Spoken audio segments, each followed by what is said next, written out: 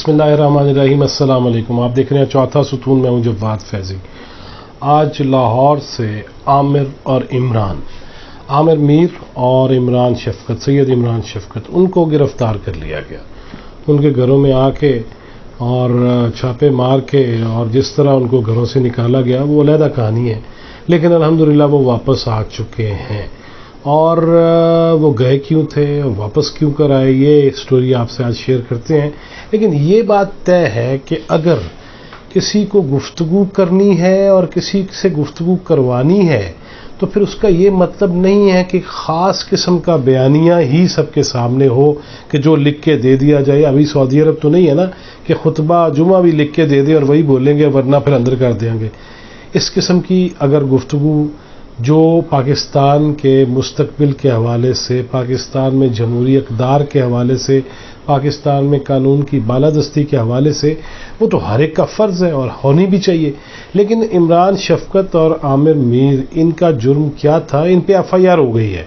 और वो मुझे इमरान शफकत ही बता रहे थे कि शायद साइबर क्राइम की जो कोई दफ़ा है 505 और 506, उनका कोई इतलाक़ हुआ। अभी मेरे सामने भी वो चीज़ नहीं आई और उनके पास भी उस वक्त मौजूद नहीं थी। मेरी फ़ोन पे बात हुई है। इसी तरह मेरी सीनियर जर्नलिस्ट जनाब सुहेल वड़ाइच, उनसे भी गुफ्तगू हुई, जिन्होंने इसमें कलीदी किरदार अदा किया कि ये मामला क्या है। और इस तरह हुकूमत वक्त के लिए कोई अच्छी चीज़ नहीं होगी कि अगर हुकूमत हर आवाज़ को दबाने की कोशिश करेगी या हर बंदे को गिरफ़्तार करना शुरू कर दे और फड़ लो कर दे तो उसमें मामलात ख़राब हो जाएंगे। इमरान शफकत एक पुराना जर्नलिस्ट है और Aamir Mir, there is no doubt, वो द न्यूज़ और दीगर अखबारात और उसके बाद वो लाहौर प्रेस क्लब के सदर रह चुके हैं। जनाब किबला हामिद मीर के वो छोटे भाई हैं और उनकी तो शुरू से भी कह लो कि एक लत जड़ी वो हमेशा इस तरफ होती है कि वो इस्टेब्लिशमेंट की कुर्बतों के इतने ज़्यादा रसिया भी नहीं रहे, असीर भी नहीं रहे, और गपशप उनकी है, ताल्लुकात उनके अच्छे रहे हैं हमेशा।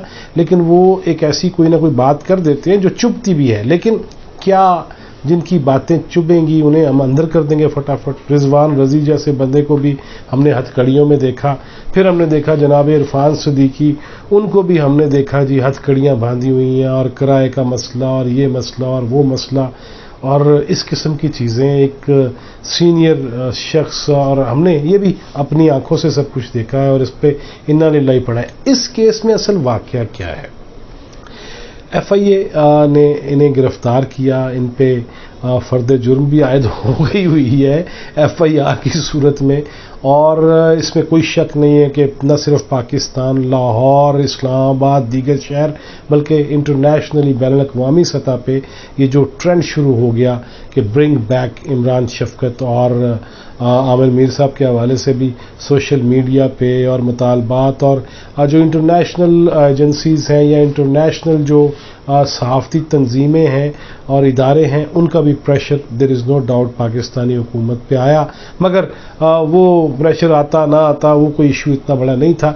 लेकिन हमारे ही सीनियर जर्नलिस्ट जो हैं जनाब सुहेल वड़ाइच और फिर जनाब मोहसिन नकवी और फिर लाहौर प्रेस क्लब के सदर हमारे दोस्त अरशद अंसारी, जाहिद चौधरी जो सेक्रेटरी हैं लाहौर प्रेस क्लब के, और दीगर जो यूनियनिस्ट हैं और यूनियन लीडर्स हैं, वो भी इसमें पेश थे। और फिर शख्सी ज़मानत कह लें जनाब सुहेल वड़ाइच की, वो कबूल व मंजूर की गई। और इसमें भी कोई शक नहीं है कि जनाब फवाद चौधरी जो वज़ीर इत्तलात व नशरियात हैं, उन्होंने इसमें कलीदी किरदार अदा किया है। और अगली बात मैं ये बताऊं कि असल इशू क्या था। इन पे जो इल्ज़ामात हैं और जो इनसे गुफ्तगू में कहा गया इमरान शफकत को और इमरान मीर को, आमिर मीर को, उसमें ये बात कही गई, इमरान मीर भी उनके भाई हैं तो मेरे जहन में वो डबल इमरान होने लगा सी, आमिर मीर और सैयद इमरान शफकत, इनको ये कहा गया जी कि आप जो प्रोग्राम करते हैं, आप जो गुफ्तगू करते हैं वो एंटी जुडिशरी होती है, यानी कि अदलिया मुखालिफ।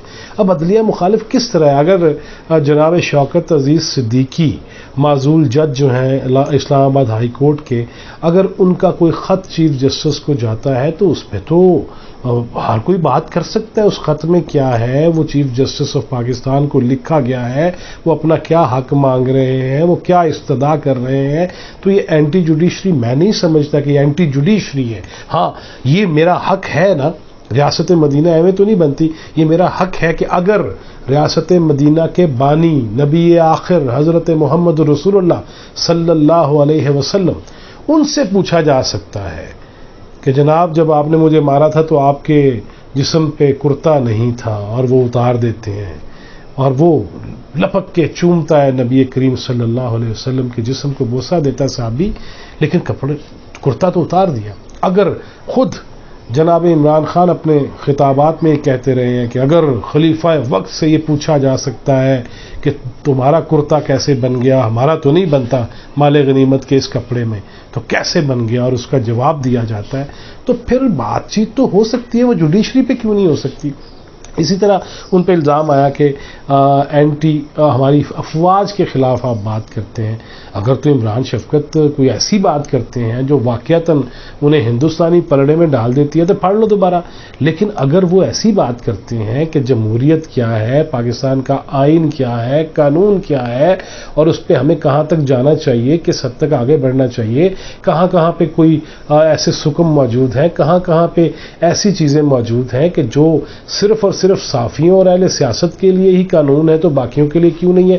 یہ سوال تو ریاست مدینہ میں نہیں ہوگا تو اور کہاں ہوگا. نبی اکرم صلی اللہ علیہ وسلم سے بڑھ کر تو کوئی شخصیت نہیں ہو سکتی نا، اور خلفاء سے بڑھ کے تو کوئی شخصیت نہیں ہو سکتی نا. اور وہ عمر فاروق رضی اللہ تعالیٰ عنہ جن کا ابھی 1 محرم کو یوم شہادت آ رہا ہے، تو اگر ان سے پوچھا جا سکتا ہے تو کیوں نہیں خان صاحب سے پوچھا جا سکتا، کیوں نہیں جناب قمر جاوید باجوہ سے پوچھا جا سکتا، کیوں نہیں چیف جسٹس آف پاکستان جناب ان سے پوچھا جا سکتا، کیوں نہیں پوچھا جا سکتا. اسی طرح تیسرا اصل جو کہانی نکلی ہے وہ یہ نکلی ہے کہ پچھلے دنوں آپ نے دیکھا آزاد کشمیر کے وزیر اعظم بنے جناب عبدالقیوم نیازی، اور صرف سید عمران شفقت نے تو نہیں، جیو جنگ نے بھی اور بڑے بڑے اداروں نے بھی یہ چلایا کہ شاید یہ کوئی ایسا روحانی معاملہ ہے اور ایسی چیز ہے کہ عین سے نام ہونا چاہیے یا غین سے ہونا چاہیے یا ہلکا نمبر فلانا ہونا چاہیے یا یوں ہونا چاہیے. تو اس میں کون سی ایسی بات ہے؟ اور اگر روحانیت کی چیزیں ہیں، آپ خود اپنی انگوٹھی گھماتے ہوئے تقریر میں خاتون اول کا ذکر کرتے ہیں، تو کیا خدا نہ خواستہ ان کی توہین تو نہیں ہوئی؟ اور اگر اس پہ بھی میں یہ بات کہوں گا کہ اگر ریاست مدینہ کے والی حضرت محمد الرسول اللہ صلی اللہ علیہ وسلم ان کی بیوی ازواج مطہرات میں سے ام المومنین حضرت عائشہ پہ اگر الزام لگ سکتے ہیں تو قرآن اس کی صفائی دیتا ہے ان کی پاکیزگی کی. تو یہاں کوئی بات تو غلط ہو نہیں رہی خدا نہ خواستہ. وہ ہمارے لیے قابل احترام ہیں، ہماری بھابھی ہیں، اور وہ ان کے بارے میں تو نازیبا کلمات تو کبھی کسی نے نہیں کہے. اور اگر کوئی ایسی بات ہو جاتی ہے اور آپ خود کہتے ہیں کہ مجھے پتہ نہیں چلتا، میں وزیر اعظم ہوں اور مجھے محترمہ بشرا صاحبہ بتاتی ہیں، تو اس میں تو کوئی ایسی چیز نہیں ہے.